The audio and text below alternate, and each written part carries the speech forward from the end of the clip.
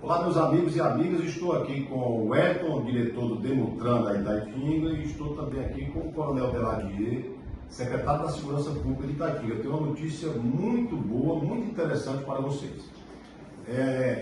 Nós estamos agora emitindo um certificado, ou, tecnicamente falando, uma autorização, né?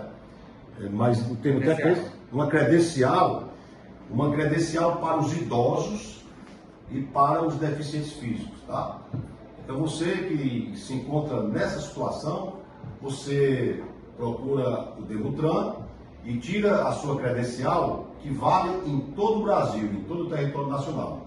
Aí você vai poder estacionar o seu veículo nos locais e não serão multados, tá bom? Demutran está organizado. Parabéns ao Coronel Deladier, parabéns ao Wellington e parabéns à população de Itaitinga.